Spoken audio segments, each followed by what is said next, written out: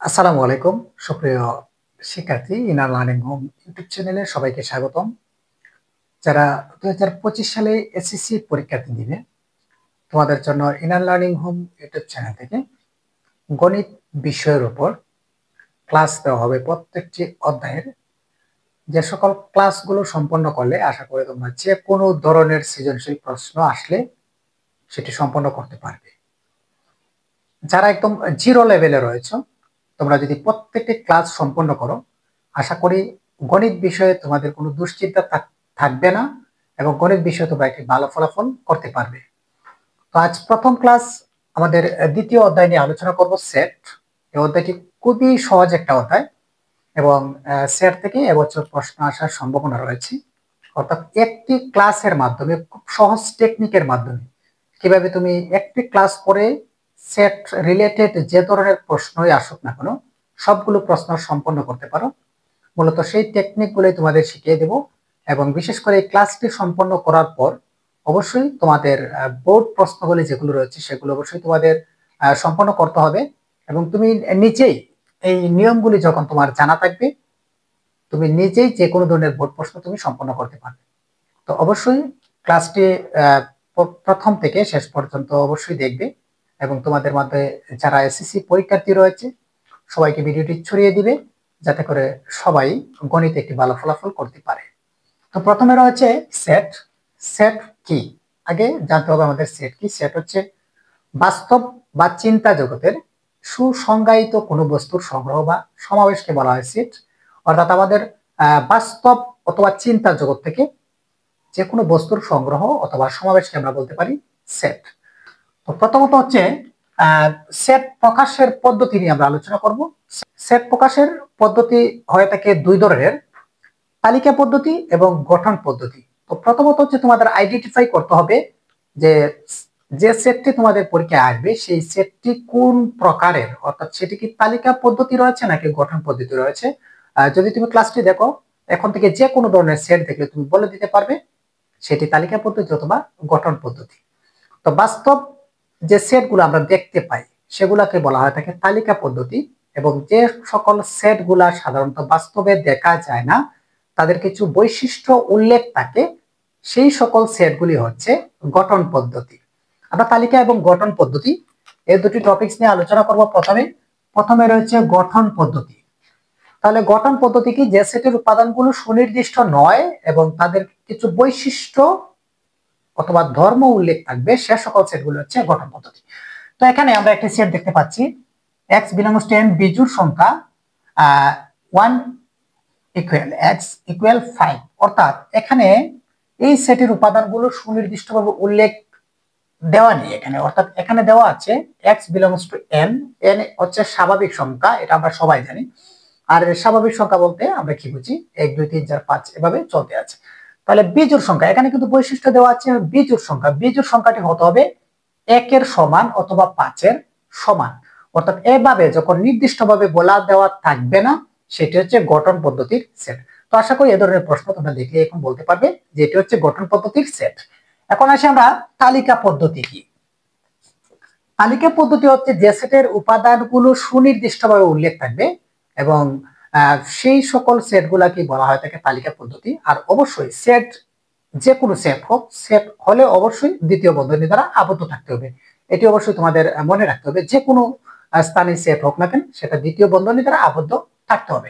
তো বাস্তবে আমরা অনেকগুলো সেট দেখতে পাই, যেমন আমাদের এখানে 3টি কলম রয়েছে, এটি একটি কলমের সেট, এটা আমরা বাস্তবে দেখতে পাই, তাহলে বলতে পারি এটা তালিকা পদ্ধতি।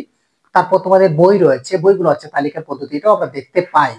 তাছাড়াও রয়েছে ডিনার সেট, বিভিন্ন প্রকারের সেট আমরা বাস্তবে দেখতে পাই। একজোড়া ব্রাঞ্চ যখন থাকবে, হাই বেঞ্চ লো বেঞ্চ, আমরা একটাকে বলতে পারি এটি সেট। তো মূলত হচ্ছে এখানে আমরা একটু প্র্যাকটিক্যালি একটু দেখবো। এখানে দেওয়া আছে b = 2 4 6, অর্থাৎ 2 4 6 এগুলো হচ্ছে জোড় সংখ্যা। তাহলে জোড় সংখ্যাটা এখানে নির্দিষ্ট করে দেওয়া আছে 2 4 6, তাহলে এটাকে আমরা বলতে পারি এটা হচ্ছে তালিকা পদ্ধতির সেট। তাহলে সহজ কথায় বলতে গেলে কি, সহজ কথায় যদি আমরা বলতে চাই তাহলে যে সেটের উপাদানগুলো এভাবে সুনির্দিষ্টভাবে উল্লেখ থাকবে সেগুলো হচ্ছে তালিকা পদ্ধতি, আর যেগুলো সুনির্দিষ্টভাবে উল্লেখ থাকবে না তাদের কিছু বৈশিষ্ট্য উল্লেখ থাকবে। এখানে বিজোড় সংখ্যা, জোড় সংখ্যা, ক্রমিক সংখ্যা, তারপর স্বাভাবিক সংখ্যা, মৌলিক সংখ্যা, ইত্যাদি ইত্যাদি থাকতে পারে। যে কোনো কিছু থাক না কেন এটা হবে গঠন পদ্ধতির সেট। এখন আসি আমরা অন্তর সেট কি। অন্তর মানে কি? অন্তর মানে আমরা সাধারণত বুঝি বিয়োগ। আমরা অনেকেই গণিত বিষয় যারা আমরা ক্লাস করি বিভিন্ন সময় আমরা জানি অন্তর মানে কি। অন্তর মানে হচ্ছে বিয়োগ, অর্থাৎ একটি সংখ্যা থেকে যদি আরেকটি সংখ্যা বাদ দেওয়া হয় তাহলে আমরা সেটাকে বলতে পারি অন্তর সেট। এখানে আমরা অন্তর সেটের একটি এক্সাম্পল করব, যেমন বি সি ইকুয়াল বি।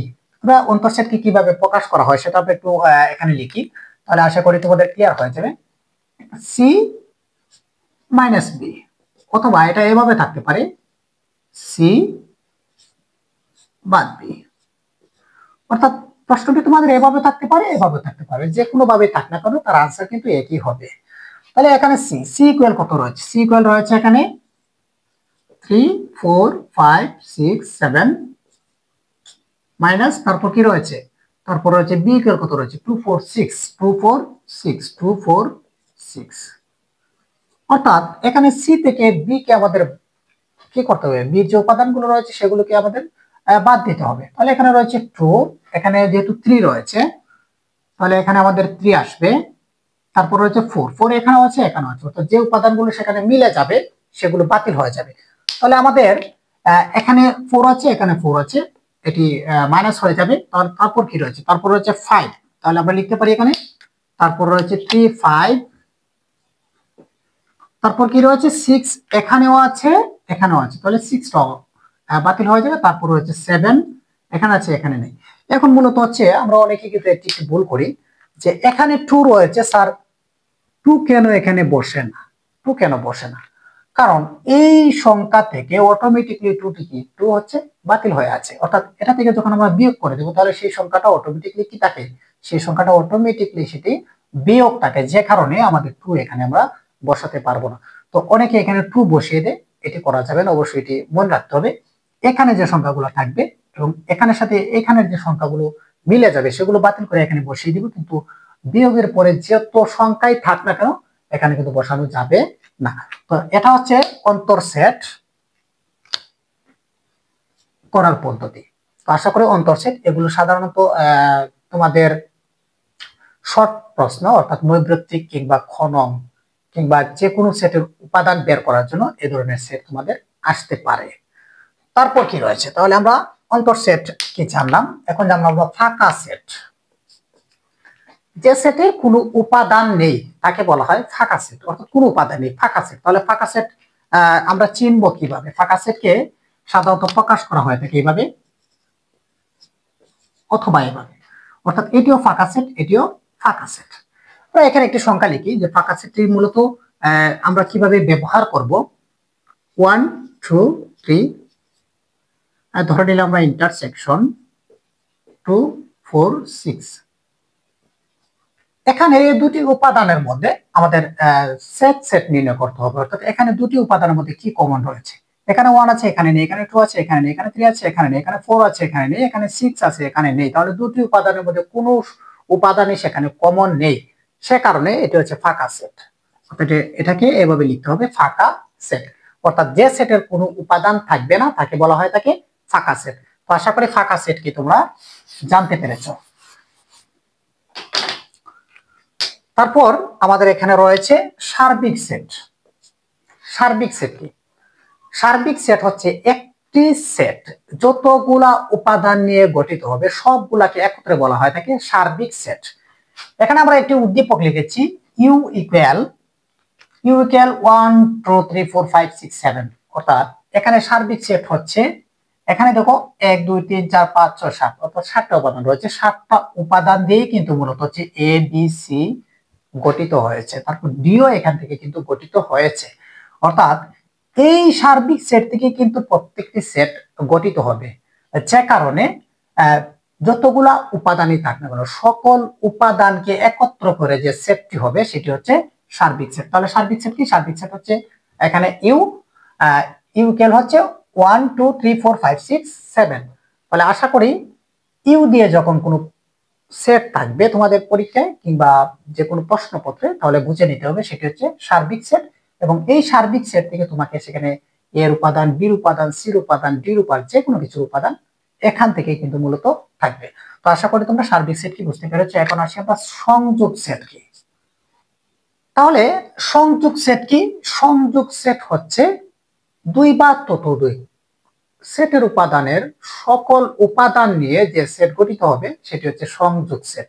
সংযোগ সেট হচ্ছে দুই বা ততোধিক উপাদানকে যুক্ত করে যখন আমরা একটি সেট নির্ণয় করব সেটা হচ্ছে সংযোগ সেট। আমরা এখানে যদি উদাহরণ হিসেবে বি এবং সি অথবা যেহেতু এখানে দুটি তালিকা পদ্ধতির সেট রয়েছে আমরা এটা কি করি, তাহলে সংযোগ set B U, B union C. এখানে বি এর উপাদান কত? বি এর উপাদান হচ্ছে 2 4 6। তারপর সি এর উপাদান কি? সি এর উপাদান হচ্ছে 3 4 5 6 7। অর্থাৎ এই দুইটি সেটের মধ্যে যে সকল উপাদান রয়েছে সবগুলা উপাদান নিয়ে যে সেট তৈরি হবে সেটি হচ্ছে সংযোগ সেট। তাহলে আমরা দেখি এখানে কি রয়েছে। এখানে রয়েছে 2। অবশ্যই মাথা রাখতে হবে যখন তুমি সংযোগ সেট নির্ণয় করবে দুটি উপাদান থাকলে একটি উপাদান কি যাবে? কমন যাবে। তাহলে 4 দুটি রয়েছে, একটি কমন যাবে। 4 6 এখানে আছে, এখানে আছে। তারপর রয়েছে 5 5 6 দুটি থেকে একটি কমন, তারপর রয়েছে 7। অর্থাৎ এই সেটটি হচ্ছে মূলত সংযোগ সেট। অর্থাৎ দুটি উপাদানের মধ্যে সকল উপাদান নিয়ে যখন আমরা সেট নির্ণয় করব সেটা হচ্ছে সংযোগ সেট। আর সংযোগ সেট অবশ্যই ইউ দ্বারা প্রকাশ করা হয়ে থাকে। তারপর রয়েছে সেট সেট। আমরা এখন দেখব সেট সেট কি। দুই বা ততোধিক অথবা দুটি সেটের মধ্যে যখন কোনো সাধারণ উপাদান নিয়ে, সাধারণ বলতে আমরা কি বুঝি? সাধারণ মানে কমন। যখন কোনো কমন উপাদান নিয়ে যখন সেট তৈরি হবে সেটি হচ্ছে সেট সেট। তোমাদের আরেকটি জিনিস আমি একটু ক্লিয়ারলি মনে রাখার জন্য একটি ট্রিক্স তোমাদের দিচ্ছি। অর্থাৎ তোমরা সহজে মনে রাখতে পারবে। মনে রাখবে যখন ইউ থাকবে সেটাকে আমরা কাপ হিসেবে বিবেচনা করতে পারি এবং এটাকে আমরা ক্যাপ হিসেবে বিবেচনা করতে পারি। যখন ইউ থাকবে কাপ, তাহলে কাপের মধ্যে কি থাকে? চা, চিনি, তারপর পানি ইত্যাদি ইত্যাদি অনেকগুলো উপাদান। তাহলে অনেকগুলো উপাদান একত্র করে যে সেটটি তৈরি হবে সেটি হচ্ছে সংযোগ সেট। আর ক্যাপের মধ্যে কি থাকে? ক্যাপের মধ্যে থাকে মাথা। ক্যাপের মধ্যে কি থাকে? মাথা। তাহলে মাথা একটা কমন জিনিস, একটি জিনিস হয়েছে কমন। অর্থাৎ যখন কোনো কমন সেট নিয়ে তৈরি হবে সেটি হচ্ছে সেট সেট। তাহলে আমরা এখানে যদি এই প্রশ্নটিকে আমরা সেট সেট নির্ণয় করি,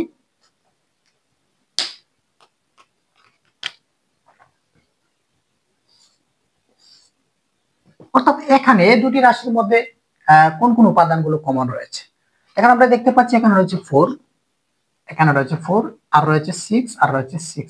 এখানে 2 আছে, এখানে নেই, তাহলে এটা সেট সেট হবে না। এখানে 3 আছে, এখানে নেই, এটাও সেট সেট হবে না। এখানে রয়েছে 7, এখানে যেহেতু 7 নেই, দুইটির মধ্যে সাধারণ উপাদান নেই, সেক্ষেত্রে এখানে 4 এবং 6 হচ্ছে এখানে সেট সেট। তো এই ধরনের প্রশ্ন তোমাদের এমসিকিউ কিংবা খ কিংবা তোমাদের বড় প্রশ্নতেও কিন্তু এই প্রশ্নগুলো এসে থাকে। তো মূলত হচ্ছে তোমাদের আগে জানতে হবে যে মূলত সংযোগ সেট কি অথবা সেট সেট কি। তো যখন তুমি এগুলা করতে পারবে, যে কোনো ধরনের প্রশ্ন আসুক না কেন, এখানে তোমাকে মান পরিবর্তন করে দিলেও তুমি কিন্তু এখন সেট সেট এবং সংযোগ সেট নির্ণয় করতে পারবে। তারপর রয়েছে আমাদের পূরক সেট। পূরক সেটটি খুবই গুরুত্বপূর্ণ একটা সেট।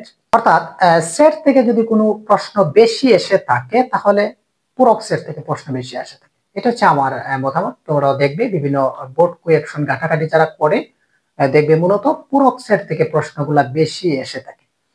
পূরক সেট মূলত কি? পূরক সেট আমরা এখানে যে উদ্দীপকটা রয়েছে উদ্দীপকের মধ্যে তোমাদের আমি বুঝিয়ে দিচ্ছি পূরক সেটটা কি।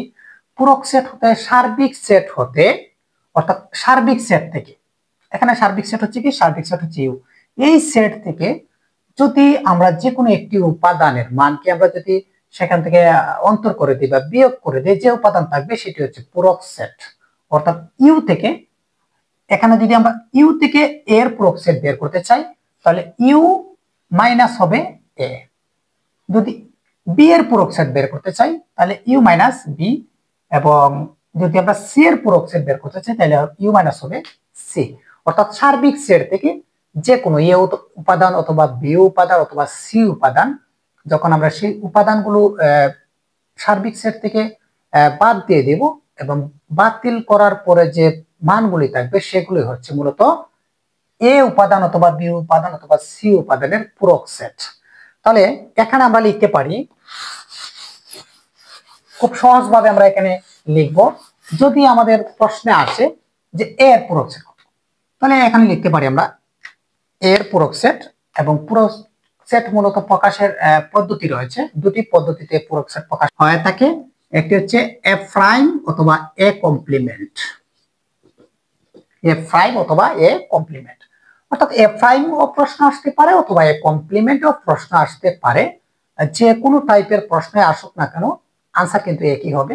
এ প্রাইম থাকলেও তোমাদের একই আনসার হবে এবং এ কমপ্লিমেন্ট থাকলেও একই আনসার হবে। তাহলে এখানে যদি আমরা এ প্রাইম এর পূরক সেট বের করতে চাই তাহলে কি হবে, সার্বিক সেট মাইনাস এ। যদি আমরা এটাকে বের করতে তাহলে ইউ মাইনাস এ।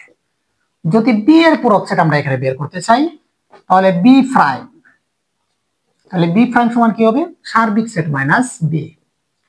যদি ডি এর পূরক সেট বার করতে চাই তাহলে সার্বিক সেট মাইনাস ডি। যদি আমরা একটি ব্র্যাকেটের ধরে নিলাম আমরা এ ইউনিয়ন বি প্রাইম, অর্থাৎ এই এ ইউনিয়ন বি প্রাইমের পূরক সেট আমরা বের করব। সেক্ষেত্রে কি হবে, যেহেতু এই ব্র্যাকেটের উপর প্রাইম রয়েছে তাহলে সার্বিক সেট মাইনাস হচ্ছে ব্র্যাকেট, অর্থাৎ এ ইউনিয়ন বি প্রাইম। আশা করি তোমরা বুঝতে পেরেছো যে এখানে যে কোনো ধরনের প্রশ্নই থাকবে না, যার উপর প্রাইম থাকবে অথবা কমপ্লিমেন্ট থাকবে ইউ মাইনাস, সেটি তুমি যদি বিয়োগ করে দাও তাহলে তোমাদের মান চলে আসবে এবং তোমাদের প্রশ্নটি তোমরা সহজে করতে পারবে।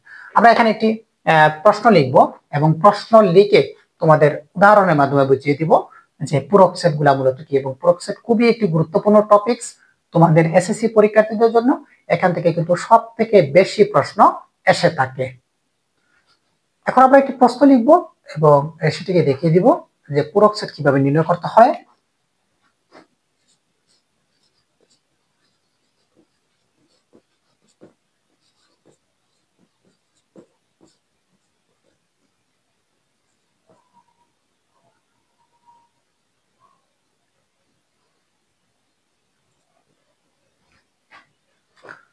তাহলে এই প্রশ্নটি আমরা এখন সমাধান করব পূরক সেট এই উদ্দীপকের আলোকে। তাহলে আশা করি তোমাদের পূরক সেট নিয়ে আর কোনো ধরনের সমস্যা থাকবে না। তোমরা যে কোনো ধরনের পূরক সেট আসুক না কেন পরীক্ষায় তোমরা সেগুলি সমাধান করতে পারবে। তো প্রথমে এখানে দেওয়া আছে এ ইউনিয়ন বি প্রাইম, যেহেতু প্রাইম আছে তাহলে আমাদের কি করতে হবে, সার্বিক সেট, অবশ্যই আমাদের সার্বিক সেট আছে কিনা সেটি দেখতে হবে। যেহেতু আমাদের সার্বিক সেট এখানে আছে তাহলে আমরা লিখতে পারি এখানে প্রথমে দেওয়া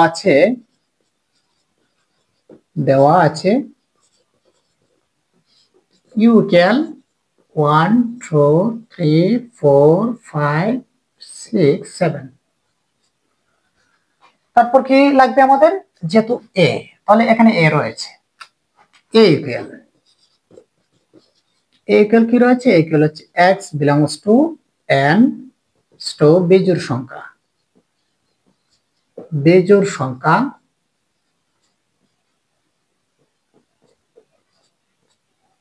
1 গ্রেটার দেন ইকুয়াল x এবং হচ্ছে লেস দেন ইকুয়াল 5। এখন আমাদের এখানে এর মান বের করতে হবে। এখানে দেওয়া আছে x belongs to n to বিজোড় সংখ্যা 1 এর সমান এবং 5 এর সমান, আমাদের নিতে হবে বিজোড় সংখ্যা। তাহলে 1 এর সমান হবে কত হবে, 1 এর সমান হলে 1, তারপর পরবর্তী কি বিজোড় সংখ্যা রয়েছে 2 বিজোড়, তাহলে হবে কি 3 1 3, তারপর 5 এর সমান, তারপর কি হবে 5 রয়েছে। তোমাদের একটি বিষয় আমি বলি, যদি এখানে ইকুয়াল চিহ্ন না থাকে সেই ক্ষেত্রে 1 এর বড় এবং 5 এর ছোট, তাহলে কত আসতো, এখানে 3 আসতো। ঠিক আছে, এখানে সমান থাকতে পারে অথবা তোমাদের ছোট বড় এভাবে দেওয়া থাকতে পারে। তো অবশ্যই এগুলো লক্ষ্য করবে, যদি বড় দেওয়া থাকে তাহলে বড় সংখ্যাগুলো নিবে, যদি ছোট দেওয়া থাকে তাহলে ছোট সংখ্যাগুলো নিবে। তারপর রয়েছে বি, বি ইকুয়াল হচ্ছে 2 4, তারপর কি রয়েছে 6, 2 4 6। আমাদের এখানে কিন্তু মূলত হচ্ছে এ বি এর মানই লাগবে, আর কোনো মান আমাদের এখানে প্রয়োজন নেই। তাহলে প্রথমে এখানে রয়েছে left hand side, left hand সাইডে কি রয়েছে, লেফট হ্যান্ড সাইডে রয়েছে A union B prime, A union B prime. আরেকটি জিনিস আমি একটু সহজ করে তোমাদের বলে দেই, সেটের যে কোনো অঙ্কে যখন কোনো ব্র্যাকেট থাকে, যদি ব্র্যাকেটের মানটি তোমরা আগে বের করে ফেলো তাহলে আশা করি তোমাদের অঙ্কগুলো করতে একদম ইজিলি হবে। তো যেহেতু এখানে ব্র্যাকেট রয়েছে আমরা ব্র্যাকেটটির মানটি আগে বের করব এখানে A union B prime A union B sorry A union B. তাহলে এর মান এখানে কত?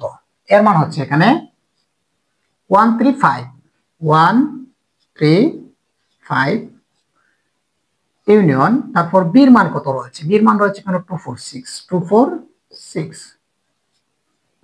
এখন আমাদের এখানে কি করতে হবে? এটি মনে আছে নিশ্চয়ই তোমাদের, এটি হচ্ছে কি, এটি হচ্ছে সংযোগ সেট। সংযোগ সেট যেহেতু তোমাদের মনে রাখার জন্য বলেছিলাম যে এটাকে তোমরা কাপ বিবেচনা করবা, সকল উপাদান নিয়ে তৈরি করতে হবে। তাহলে এখানে 1 আছে আমাদের 1, তারপর রয়েছে 2, তারপর রয়েছে 3, তারপর রয়েছে 4, তারপর রয়েছে 5, তারপর রয়েছে 6।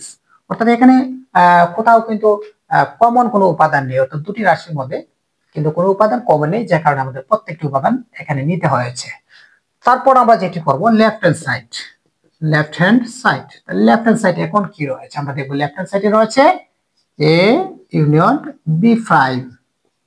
তাহলে প্রাইম থাকলে কি হবে? পূরক সেট থাকলে অবশ্যই সার্বিক সেট মাইনাস যে কোনো সংখ্যা কিংবা যে কোনো উপাদানের উপরে প্রাইম থাক না কেন সেই উপাদানটি হবে। যেহেতু আমাদের ব্র্যাকেটের উপরে রয়েছে তাহলে আমরা এখানে লিখব ইউ মাইনাস হচ্ছে ব্র্যাকেট এ ইউনিয়ন বি। তাহলে ইউ এর মান কত? ইউ এর মান হচ্ছে এখানে আমাদের 1 থেকে 7 পর্যন্ত। আমরা এখানে লিখে দিব 1 2 3 4 5 6 7, তারপর হচ্ছে মাইনাস, তারপর এখানে A union B. A union B এর মান আমরা নিশ্চয়ই এখানে পেয়েছি। এখানে কত পেয়েছি? 1 থেকে 6 পর্যন্ত। তাহলে আমরা লিখবো এখানে 1 2 3 4 5 6। এখন আমাদের এখানে কি দাঁড়িয়েছে? এখন আমাদের দাঁড়িয়েছে অন্তর সেট, মানে আমাদের বিয়োগ করতে হবে। মনে আছে নিশ্চয়ই তোমাদের এখানে বলেছিলাম যে প্রথম উপাদান থেকে দ্বিতীয় যে উপাদানগুলো থাকবে সেগুলো বিয়োগ করে দিলে যে সংখ্যাটি থাকবে সেটি হচ্ছে অন্তর সেট। তাহলে এখানে আমরা লিখতে পারি এখানে 1 আছে, এখানে 1 আছে, তাহলে সেটিকে বাদ। 2 আছে, 2 আছে বাদ। 3 আছে, 3 আছে, সেটিও বাদ। 4 আছে, 4 আছে, সেটিও বাদ। অর্থাৎ 1 থেকে 6 পর্যন্ত এখানে রয়েছে, সবগুলো উপাদান সেখানে বাতিল হয়ে যাবে। তাহলে থাকবে কত এখানে? এখানে থাকবে মূলত হচ্ছে আমাদের 7। তাহলে লেফট হ্যান্ড সাইডের আমরা পেয়েছি 7। এখন আমরা দেখব রাইট হ্যান্ড সাইড, অর্থাৎ আমরা লেফট হ্যান্ড সাইড পেয়েছি 7। যদি আমরা রাইট হ্যান্ড সাইডে 7 বের করতে পারি তাহলে আশা করি আমাদের অঙ্কটি হয়ে যাবে। তো প্রথমে এখানে রয়েছে এ প্রাইম। তাহলে এ প্রাইম ইকুয়াল কি হবে? ইউ মাইনাস হচ্ছে এ। তাহলে ইউ এর মান কত? 1 2 3 4 5 6 7। তারপর কি রয়েছে অন্তর সেট। এর মান কত? এর মান হচ্ছে 135। আমরা এখানে পেয়েছি এর মান 135। তাহলে আমরা লিখবো এখানে 135। তাহলে 135 আমরা এখান থেকে যদি বিয়োগ করে দিই 135 বিয়োগ করে দিই তাহলে আমাদের এখানে কি থাকবে? 2 4 6 7। তাহলে আমরা এখানে লিখতে পারি এ প্রাইম ইকুয়াল হচ্ছে 2 4 6 7। তারপর কি লাগবে আমাদের? B prime. তাহলে বি প্রাইম এর মান আমরা বের করব। এখন বি প্রাইম ইকুয়াল হচ্ছে ইউ মাইনাস বি। তাহলে ইউ এর মান কত? এখানে ইউ এর মান হচ্ছে 1 থেকে 7 পর্যন্ত। 1 2 3 4 5 6 7। তারপর কি রয়েছে? মাইনাস বির মান কত? 2 4 6। তাহলে আমরা লিখবো এখানে 2 4 6। এখান থেকে যদি আমরা 2 4 6 বাদ দিয়ে দিই অর্থাৎ 2 4 6, তাহলে এখানে কত থাকে? এখানে থাকবে 1 3 5 7। তাহলে আমরা লিখতে পারি এখানে 1 3 5 7 1 3 5 7। এখন আমরা রাইট হ্যান্ড সাইড করতে পারবো, যেহেতু এখানে এ প্রাইম এবং বি প্রাইম দুটির আমরা আলাদা আলাদা মান পেয়েছি। তাহলে আমরা এখন লিখতে পারি এখানে right hand side. Right hand side, তাহলে রাইট হ্যান্ড সাইড কি রয়েছে? এ প্রাইম ইন্টারসেকশন বি প্রাইম। তাহলে এ প্রাইম এর মান কত? এ প্রাইম এর মান আমরা পেয়েছি 2 4 6 7। তাহলে আমরা এখানে লিখবো 2 4 6 7 ইন্টারসেকশন বি প্রাইম সমান কি পেয়েছি আমরা? 1 3 5 7 1 3 5 7। যেহেতু এখানে ইন্টারসেকশন রয়েছে, এটি হচ্ছে সেট সেট। মনে আছে নিশ্চয়ই, তোমাদের সেট সেট নিয়ে আলোচনা করেছিলাম। সেখানে সাধারণ উপাদান নিয়ে সেট সেট তৈরি হয়, এবং এটাকে আমরা ক্যাপ হিসাবে বিবেচনা করতে পারি। তাহলে সাধারণ উপাদান এখানে কি রয়েছে? সাধারণ মানে হচ্ছে কমন। সাধারণ মানে কি? কমন। তাহলে দেখি আমরা এখানে দুটি রাশির মধ্যে কি কমন রয়েছে। এখানে 2 আছে, এখানে নেই, তাহলে এটি বাতিল।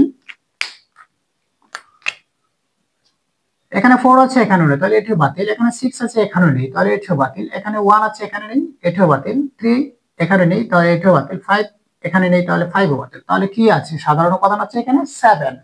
তাহলে আমরা লিখতে পারি এখানে a prime intersection b prime equal হচ্ছে 7। এখন আমরা দেখব আমাদের লেফট হ্যান্ড সাইড কত পেয়েছি আমরা? 7। রাইট হ্যান্ড সাইড পেয়েছি আমরা 7। যেহেতু এখানে দেখাও যে বলেছে, তাহলে আমরা লিখতে পারি এখানে বাংলায় দেখানো হলো অথবা শুড।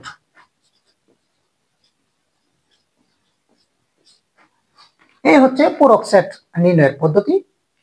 এই একটি অঙ্ক যদি তুমি সমাধান করো, যে কোনো ধরনের পূরক সেট থাক, তুমি আশা করি সমাধান করতে পারবে। এবং অবশ্যই বোর্ড প্রশ্নগুলি অবশ্যই তোমাদের প্র্যাকটিস করতে হবে, এবং এই নিয়মগুলো যদি তোমাদের জানা থাকে, তাহলে যে কোনো ধরনের বোর্ড প্রশ্ন তোমরা সমাধান করতে পারবে। এখন আমরা শক্তি সেট এবং উপসেট নিয়ে কথা বলবো। শক্তি সেট কি অথবা উপসেট কি? শক্তি সেট অথবা উপসেট হচ্ছে একটি সেট হতে যতগুলো উপাদান তৈরি করা যায় সেটি হচ্ছে শক্তি সেট অথবা উপসেট। অর্থাৎ একটি সেট থেকে যতগুলো উপাদান নিয়ে সেট তৈরি করা যায় সেগুলো হচ্ছে মূলত শক্তি সেট অথবা উপসেট। এটাকে ইংলিশে বলা হয় পাওয়ার সেট। তো আমরা এখানে একটি প্রশ্ন লিখে তোমাদেরকে উদাহরণের মাধ্যমে বুঝিয়ে দিব শক্তি সেট গুলা কিভাবে নির্ণয় করতে হয়। তো প্রশ্নটি আমরা লিখছি, যদি আমরা এখান থেকে লিখি, যদি b ইকুয়াল 2 4 6 হলে পিবি, পি হচ্ছে পাওয়ার, পিবি নির্ণয় করো এবং দেখাও যে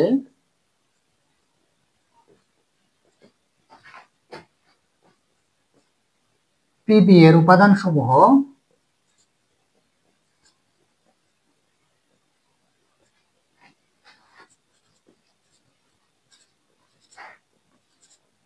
two to the power n কে সমর্থন করে।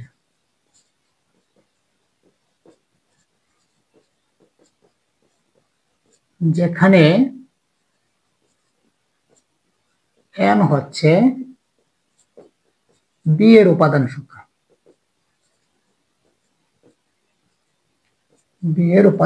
সংখ্যা, অর্থাৎ পাওয়ার সেটের যে প্রশ্নগুলো পরীক্ষায় এসে থাকে, সাধারণত দুটি পদ্ধতিতে পাওয়ার সেট এসে থাকে। তো এখানে মূলত যে প্রশ্নটি আমরা লিখেছি, এটা থেকে তোমরা আশা করি দুটি প্রশ্নের উত্তর তোমরা শিখে যাবে, এবং পাওয়ার সেট থেকে যে কোনো ধরনের প্রশ্ন আসলে তোমরা সেটি সমাধান করতে পারবে। তো এখানে দেওয়া আছে আমাদের প্রথমে বি ইকুয়াল, সুতরাং দেওয়া আছে বি ইকুয়াল 2 4 6। এখানে 3টি উপাদান, 4টি উপাদান অথবা 2টি উপাদান দিয়ে প্রশ্ন আসতে পারে। তো আমাদের এখানে পিবি নির্ণয় করতে হবে। কি নির্ণয় করতে হবে? পিবি।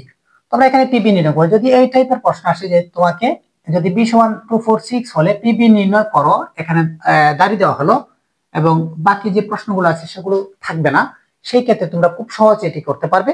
অর্থাৎ পিবি নির্ণয় করো, অর্থাৎ পাওয়ার সেট নির্ণয় করো। তাহলে এখানে সরাসরি লিখে ফেলবো পিবি ইকুয়াল, এখন এই এখানে 3টি উপাদান রয়েছে, এই 3টি উপাদান থেকে যতগুলো উপাদান পাওয়া যাবে বা যতগুলো সেট নির্ণয় করা যাবে সেটি হচ্ছে তার শক্তি সেট অথবা পাওয়ার সেট। তো প্রথমত হচ্ছে যদি 3টি উপাদান থাকে বা 2টি উপাদান থাকে অথবা 4টি উপাদান থাকে অথবা 5টি উপাদান থাকে, যতটি উপাদান থাক না কেন তোমরা খুব সহজে সেটি করতে পারবে। প্রথম এখানে 3টি উপাদান রয়েছে, তাহলে এখান থেকে আমরা কি কি সেট পাই আমরা সেটি দেখব। প্রথমে 2, আমরা এটাকে একটি ব্র্যাকেট দিয়ে দিব, তাহলে 2 একটি সেট। তারপর রয়েছে 4 একটি সেট। তারপর রয়েছে 6, এটিও একটি সেট। এখান থেকে এই 2, এই যে এখানে 2 রয়েছে, 2 4 এটি দিয়ে একটি সেট তৈরি করা যায়, তাহলে 2 4। তারপর 2 6 এটা দিয়ে একটা সেট তৈরি করা যায় তাহলে 2 6। তারপর 4 6 এটি দিয়ে একটি উপাদান তৈরি করা যায় তাহলে 4 6। তারপর কি রয়েছে, তারপর 2 4 6 এটি কিন্তু একটি উপাদান তাহলে 2 4 6। তাহলে এখন আমাদের এখানে কয়টি উপাদান হচ্ছে, একটি দুটি তিনটি চারটি পাঁচটি ছয়টি সাতটি, অর্থাৎ 60টি সেট আমরা নির্ণয় করতে পেরেছি। এখানে যে তিনটি উপাদান রয়েছে সেখান থেকে 60টি সেট আমরা নির্ণয় করতে পেরেছি। তো অবশ্যই উপসেট নির্ণয়ের ক্ষেত্রে একটি জিনিস তোমাদের মনে রাখতে হবে, যে কোনো ফাঁকা সেট হচ্ছে উপসেটের একটি সেট। যে কোনো ফাঁকা সেট অর্থাৎ যে কোনো উপসেটের ফাঁকা সেট হচ্ছে তার একটি উপসেট। তাহলে একটি ফাঁকা সেট সেখানে লাগবে, আমরা দিয়ে দিলাম ফাঁকা সেট। তাহলে এখানে কয়টি উপাদান হয়েছে আমরা দেখবো একটু, 1 2 3 4 5 6 7 8। যদি এভাবে তোমাদের পিবি নির্ণয় করো অথবা পিসি নির্ণয় করো এই ধরনের প্রশ্ন আসে তাহলে তোমরা এভাবে অঙ্কটি সমাধান করতে পারবে। যদি পিবি এর উপাদান সমূহ 2 টু দি পাওয়ার n কে সমর্থন করে, যেখানে n হচ্ছে বি এর উপাদান সংখ্যা, এই টাইপের প্রশ্ন আসে তাহলে অবশ্যই তোমাদের একটু ব্যতিক্রম ভাবে সেটি করতে হবে। তো ব্যতিক্রম ভাবে করার জন্য প্রথমে এখানে উপাদান রয়েছে কয়টি সেটি দেখতে হবে। এখানে দেওয়া আছে বি এর উপাদান, n হচ্ছে বি এর উপাদান সংখ্যা, তাহলে বি এর উপাদান সংখ্যা কি, বি এর উপাদান সংখ্যা হচ্ছে n। অবশ্যই এখানে লিখতে হবে বি এর উপাদান সংখ্যা, বি এর উপাদান সংখ্যা, উপাদান সংখ্যা n। তাহলে বি এর উপাদান সংখ্যা এখানে কয়টি উপাদান রয়েছে, তিনটি, একটি দুটি তিনটি, তাহলে আমরা এখানে লিখতে পারি 3। তাহলে n ইকুয়াল হচ্ছে 3, n ইকুয়াল হচ্ছে 3। তাহলে এখানে দেখো পিবি এর উপাদান সংখ্যা হচ্ছে, পিবি এর উপাদান সমূহ 2 টু দি পাওয়ার n কে সমর্থন করে। তাহলে আমরা এখানে লিখতে পারি যে পিবি এর উপাদান সংখ্যা, সুতরাং পিবি এর উপাদান সংখ্যা, উপাদান সংখ্যা, তাহলে পিবি এর উপাদান সংখ্যা কত, 2 two the power n, 2 two the power n, তাহলে 2 n ইকুয়াল n সমান কত, n সমান হচ্ছে এখানে 3, তাহলে 2 কিউব, তাহলে 2 দুগুণে 4, 4 দুগুণে 8। এখন আমরা দেখতে পাচ্ছি এখানে যে পিবি এর উপাদান সংখ্যা এখানে রয়েছে কয়টি, 8টি, এবং এখানে পিবি এর উপাদান সংখ্যা রয়েছে 8টি, অর্থাৎ 2 টু দি পাওয়ার n কে কিন্তু এখন সমর্থন করছে। তাহলে এখানে যেহেতু বলা হয়েছে যে দেখাও যে অথবা প্রমাণ করো যে, এভাবে প্রশ্ন আসতে পারে, তাহলে তোমরা এখানে লিখবা বাংলায় দেখানো হলো অথবা শুট। তো আশা করি পাওয়ার সেট অথবা শক্তি সেট অথবা উপসেট এই ধরনের সেট আসলে তোমরা সেটি নির্ণয় করতে পারবে। এবং এখান থেকে কিন্তু মূলত যদি সেট থেকে প্রশ্ন আসে, পাওয়ার সেট থেকে কিন্তু প্রশ্ন আসার সম্ভাবনা সবচেয়ে বেশি। যদি এখানে মান পরিবর্তন হয়ে আসতে পারে এবিসি, অথবা 2টি বা 3টি কিংবা 4টি উপাদান দিয়ে আসতে পারে। আমরা 4টি উপাদান দিয়ে একটি সেট তোমাদের এখন করে দেখাবো, যাতে করে তোমরা 4টি উপাদান দিয়ে আসলে সেগুলো করতে পারো। এখানে 4টি উপাদান আমরা এটার সাথে একটু বাড়িয়ে নিব,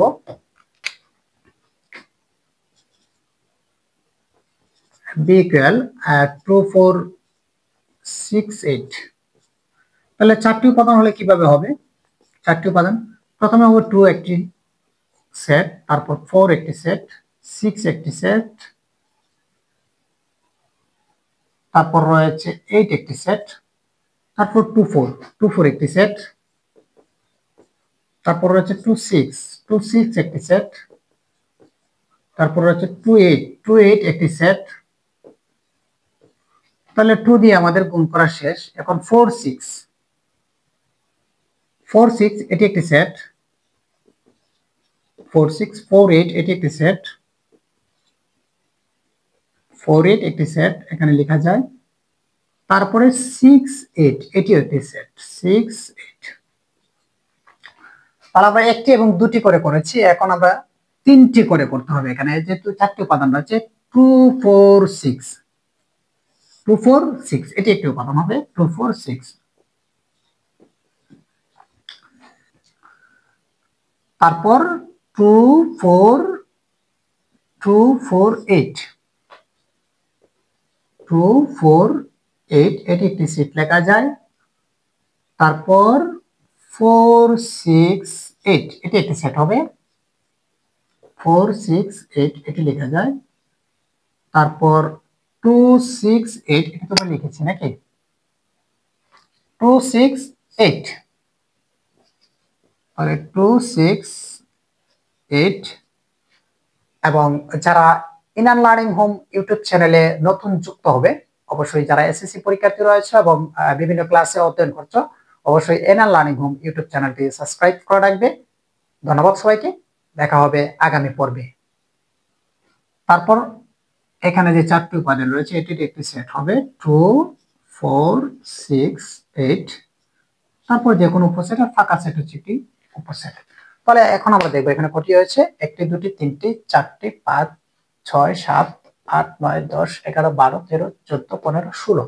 অর্থাৎ 2টি উপাদান যদি থাকে তাহলে তার উপসেট হবে 4টি, 3টি উপাদান থাকলে হবে 8টি এবং 4টি উপাদান থাকলে হবে 16টি। এটি অবশ্যই মনে রাখতে হবে। তাহলে তোমাদের যখন তোমরা এখানে সেটগুলো বের করবে, আশা করি তোমরা বুঝতে পারবে যে অঙ্কটি সঠিক হয়েছে কিনা। তো আশা করি তোমাদের শক্তি সেট অথবা উপসেট থেকে যে কোনো ধরনের প্রশ্ন আসলে তোমরা সেটি সমাধান করতে পারবে। অবশ্যই অবশ্যই বোর্ড প্রশ্নগুলো সেগুলো অবশ্যই করবে এবং এখানে মানগুলো পরিবর্তন করে নিজে নিজে ট্রাই করার চেষ্টা করবে। এখন আমরা দেখব ক্রমজোড়। ক্রমজোড় কি? ক্রমজোড় হচ্ছে x এর একটি উপাদানের জন্য y হচ্ছে একটি ক্রমজোড়। x এর একটি উপাদানের জন্য y হচ্ছে একটি ক্রমজোড়। তো x এর একটি উপাদানের জন্য y কিভাবে ক্রমজোড় হয়, এখানে আমরা একটা প্রশ্ন লিখেছি ক্রমজোড় থেকে। তো আশা করি একটি প্রশ্ন যদি তোমরা সমাধান করো তাহলে যে কোনো ধরনের ক্রমজোড় আসলে তোমরা করতে পারবে, বিশেষ করে তোমরা সমাধান করতে পারবে। এবং যারা সমাধানের অঙ্কগুলি বুঝো তোমাদের জন্য ক্রমজোড় খুবই সহজ হবে। অর্থাৎ ক্রমজোড়ের অঙ্কগুলি করার জন্য মূলত হচ্ছে সমাধান টাইপের যে অঙ্কগুলো রয়েছে, সরল সমীকরণ, সেগুলো অবশ্যই জানতে হবে, সমাধানের নিয়মগুলো জানতে হবে, সমাধানের যে প্রতিস্থাপন পদ্ধতি অপনয়ন পদ্ধতিগুলো রয়েছে সে সকল পদ্ধতিগুলো অবশ্যই তোমাদের জানতে হবে। আর যদি সে সকল পদ্ধতিগুলো তুমি জানো তাহলে আশা করি ক্রমজোড়ের অঙ্ক তুমি সমাধান করতে পারবে। তো প্রথমে প্রতিস্থাপন এবং অপনয়ন নিয়ে আমাদের ইউটিউব চ্যানেলে একটি পর্ব দেওয়া আছে। সেখানে যদি তোমরা সমাধানের এই ক্লাসটি দেখে আসো তাহলে আশা করি ক্রমজোড় অথবা সমাধান রিলেটেড সরল সমীকরণ যে কোনো ধরনের অঙ্ক তুমি সমাধান করতে পারবে। তো এখানে ক্রমজোড় হচ্ছে x এর একটি মানের জন্য y হচ্ছে একটি ক্রমজোড়। অর্থাৎ এখানে যদি একটি উপাদান থাকে x, অর্থাৎ অপরটির y হবে তার ইকুয়াল। খুব সহজে মনে রাখবা, এখানের x এর সাথে এখানের y হবে তার ক্রমজোড় এবং এখানের x এর সাথে এখানের y হবে তার ক্রমজোড়। যদি এখানে সংখ্যা থাকে তাহলে x ইকুয়াল হচ্ছে সংখ্যা, এদিকে যদি x থাকে এদিকে সংখ্যা থাকে তাহলে x ইকুয়াল হচ্ছে সংখ্যা। এই জিনিসটা অবশ্যই মনে রাখতে হবে। এটি যদি নির্ণয় করতে না পারো তাহলে কিন্তু তোমাদের সমীকরণ তৈরি হবে না এবং ক্রমজোড় তোমরা করতে পারবে না। তো এখানে যেহেতু আমাদের x এবং y এর মান নির্ণয় করতে হবে, এদিকের x এর একটি মানের জন্য অপর দিকের y হচ্ছে তার একটি কি ক্রমজোড়। অর্থাৎ এটার x ইকুয়াল হচ্ছে এদিকের y এবং এদিকের y ইকুয়াল হচ্ছে এদিকের x। খুব সহজভাবে মনে রাখবা। আমাদের এত কিছু নিয়ম মনে রাখা আসলে সম্ভব নয়, সহজভাবে মনে রাখবা। আর যদি এদিকে x থাকে সংখ্যা থাকে তাহলে x ইকুয়াল x এর যা মান থাক না কেন পরবর্তী সংখ্যা তোমরা বসিয়ে দিবা এবং এদিকের x এর সাথে এদিকের সংখ্যা অথবা যে কোনো প্রতীক দিয়েও মূলত হচ্ছে অঙ্কগুলো আসতে পারে। পি কিউ এগুলো দিয়ে আসতে পারে। তো আমরা এখানে দুটি সমীকরণ এখান থেকে বের করব। অর্থাৎ ক্রমজোড়ের যে নিয়ম রয়েছে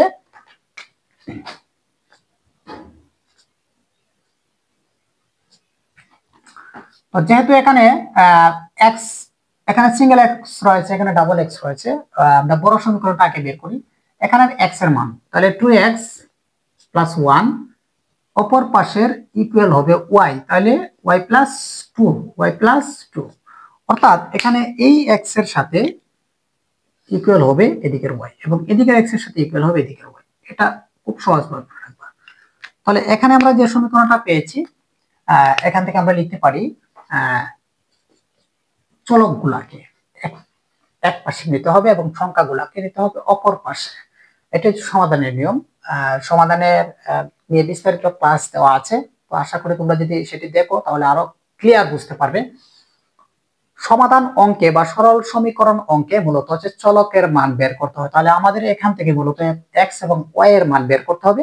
আর যেহেতু x এবং y এর মান আমাদের বের করতে হবে সেক্ষেত্রে আমাদের চলকগুলাকে এক পাশে রাখতে হবে এবং সংখ্যাগুলাকে আমাদের অপর পাশে রাখতে হবে। তাহলে 2x এদিকে আছে এটা +y, এদিকে আসলে হবে সেটি -y, তারপর +2, এদিকে আছে +1, এদিকে গেলে হবে -1। অর্থাৎ আমরা যখন পক্ষ রূপান্তর করব সেক্ষেত্রে সাইনের পরিবর্তন হয়। এটা তোমরা যারা যেহেতু এসএসসি পরীক্ষা দিবে বিশেষ করে তোমরা সেগুলো জানো অনেকেই, পক্ষ রূপান্তরের ক্ষেত্রে সাইনের পরিবর্তন ঘটে। তাহলে ইকুয়াল, তাহলে সুতরাং 2x - y ইকুয়াল হচ্ছে 2। 2 থেকে যখন আমরা 1 বিয়োগ করব সেখানে কত থাকবে 1। এটাকে আমরা দিয়ে দিব 1 নং সমীকরণ। তারপর আবার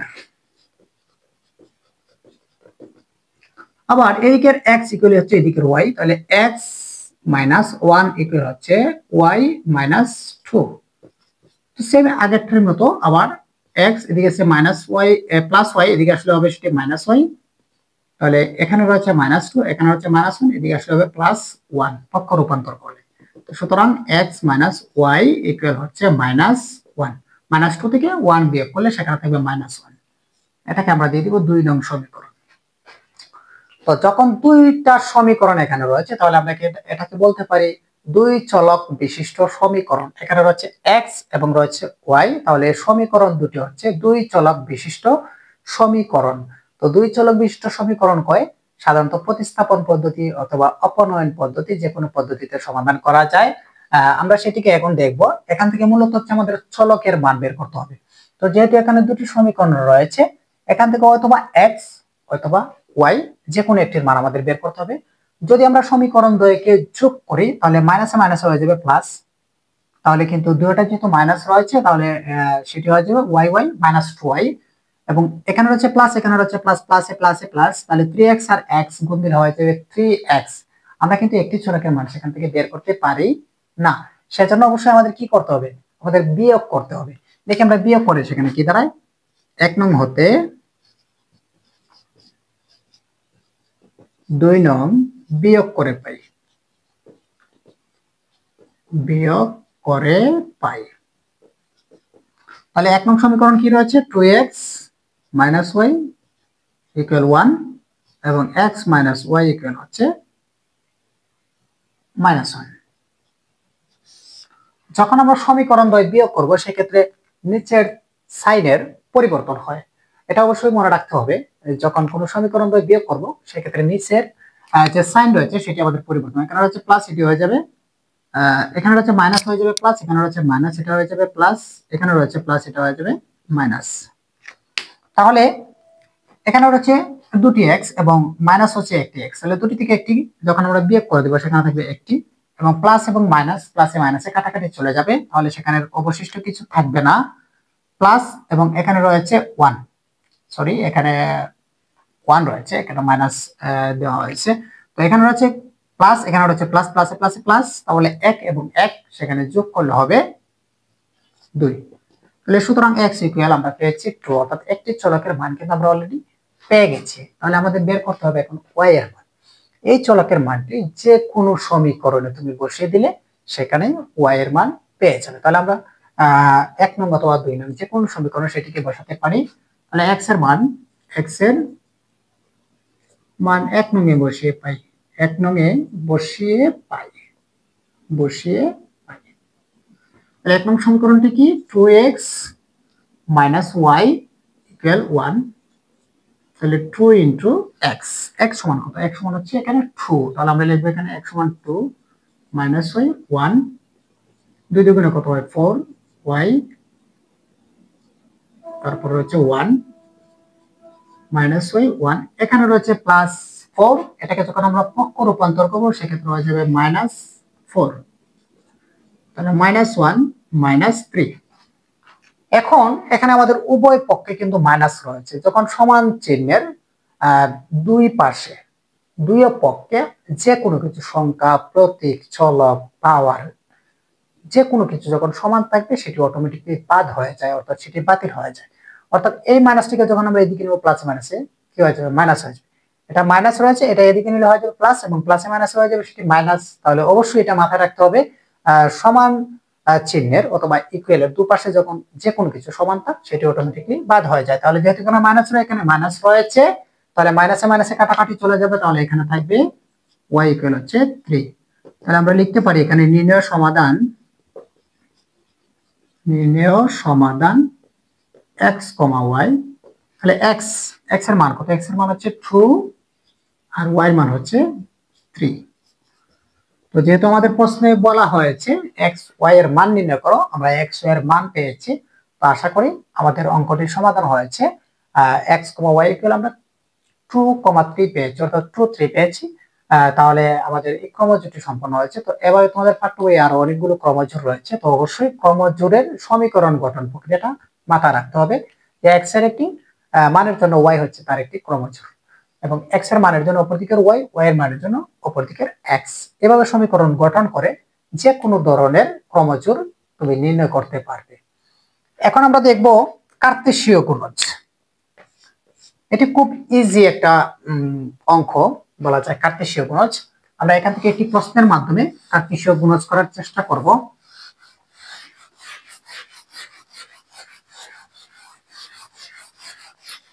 অর্থাৎ তুমি যদি এখানে একটি কার্তেশীয় গুণজ সম্পন্ন করো তাহলে যে কোনো ধরনের কার্তেশীয় গুণজ তোমার ধরো একদম ইজি হয়ে যাবে। আমরা এখানে একটি কার্তেশীয় গুণজ করব। কার্তেশীয় গুণজ সাধারণত প্রকাশ করা হয় থাকে ধরে নিব আমরা এ প্লাস বি, অর্থাৎ কার্তেশীয় গুণজ এভাবে প্রশ্নগুলো হয় থাকে, অর্থাৎ তার উপাদানের মধ্যে গুণ চিহ্ন দেওয়া থাকে, এটা হচ্ছে কার্তেশীয় গুণজ। আমরা এখানে এ এবং বি এর কার্তেশীয় গুণজ নির্ণয় করবো। তাহলে এ, আমাদের এখানে এর মান কত আমরা পেয়েছিলাম মনে আছে নিশ্চয়ই তোমাদের, 135। তাহলে আমরা এখানে লিখতে পারি 135। তারপর বির মান কত রয়েছে 246। এই দুটি রাশির মধ্যে এখানে যে সেটটি রয়েছে, দুটি সেটের মধ্যে আমরা কার্তেশীয় গুণজ করব। প্রথমে এই 1 দ্বারা প্রত্যেকটাকে গুণ করতে হবে। তাহলে 1, 2 এবং প্রথম বন্ধনী অবশ্যই এভাবে লিখতে হবে। প্রত্যেকটা রাশিকে এভাবে লিখতে হবে। অবশ্যই তোমাকে প্রথম বন্ধনী সেখানে ব্যবহার করতে হবে। যদি তুমি প্রথম বন্ধনী ব্যবহার না করো সেক্ষেত্রে তোমার অঙ্কটি ভুল হবে। তারপর 1 দ্বারা 4 কে 1,4, 1,4, 1,6। তাহলে আমাদের 1 দ্বারা গুণ করা হয়ে গেছে। এখন আমরা 3 দ্বারা করবো আবার তিনটি উপাদানকে। তাহলে 3,2, তারপর 3,4,